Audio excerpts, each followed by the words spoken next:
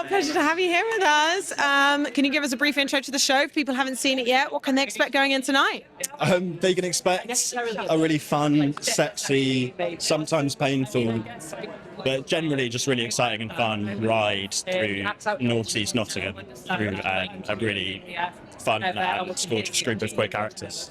Of course, based on the director's own memoir and her experiences. You know, when you first had the script, were you familiar with the story? What really drew you in?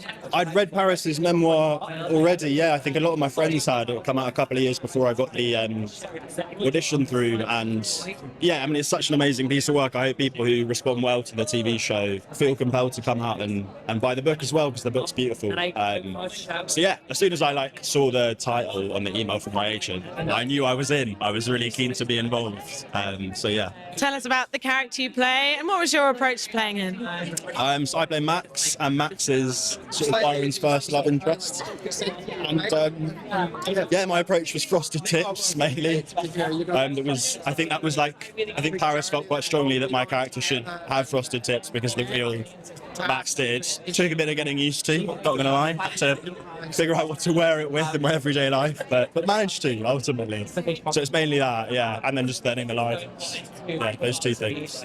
Does it kind of help that maybe some of the Y2K fashion thing, that it's almost like made a bit of a comeback? Both the horrible bits and the good bits. Yeah, it's all coming back. It's all coming back. Yeah, it didn't really feel like too different to going into some clubs in London, like the club scenes we shot, in terms of the aesthetic, which is a great vibe, you know, let's not lie. I think the noughties are back because they're fun, and it was a time of relative innocence in comparison to where we are now. So yeah, I'm all for it. More noughties, more Y2K. And tell us a bit about some of the highlights, but maybe also the challenging moments on set. Which best bits, worst bits? I mean, I don't have too many worst bits, to be honest. Like, I really loved the whole team. Ellis, who plays Byron, the lead, he's just such a beautiful actor. Most of my scenes are with him, and he was so easy to work with, you know. Yeah, I mean, obviously some of the themes in the show are darker, and I don't think Max really is like at the core of that, my character, but you know, like, sex work is a part of my storyline, and I think as an actor you've got to engage in the way the character would with that.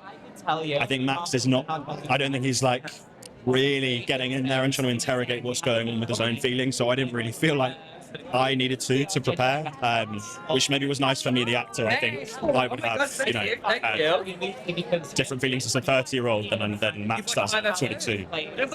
What do you think some of the takeaways are, or the talking points are, I guess, from this story specifically, but how it might relate to a contemporary audience as well, thinking about which things maybe we've made progress on, and other things it feels like we can sometimes be a bit regressive in our tolerance and acceptance of others? Yeah, I mean, you know, I think talking about the noughties as like an innocent time, I think it is striking when you watch the show, because obviously we've come such a long way in some senses in terms of LGBTQ rights, like in the last 20 years.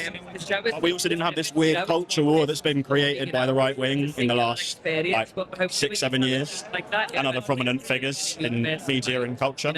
But yeah, so it's kind of depressing in a way to watch the show, because it doesn't feel like there's this spectre which is for some reason constantly in the political debate at the moment, which is, yeah, mind-blowing to me, why the right wing have picked that as made it a political football thing.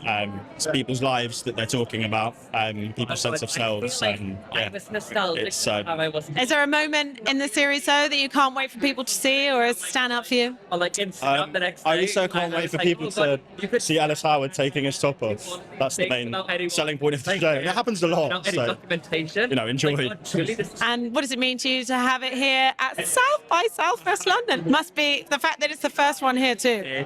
Yeah, it's great. It's so exciting. I think it's a really fun home for the show to be seen by the public for the first time, and you know, to see it on a big screen, especially when it's television, is a nice thing, because you don't always get that, you know. And where do you see this fitting in with your own career? What's going to be next for you? Do you feel this would be a springboard to different things that you've done before? Yeah, I don't know. I think I just take each thing as it comes. You know, I've been working on an Amazon show called Ride or Die in Prague for the last 5 months, so I'm still filming that, and it's a really different character, it's a really different sort of show, and I wouldn't want to only do one or the other. I would want to keep on doing all sorts of different work as long as the scripts are brilliant and the characters are interesting. Anyone on your bucket list you'd love to work with? Genre you haven't tried?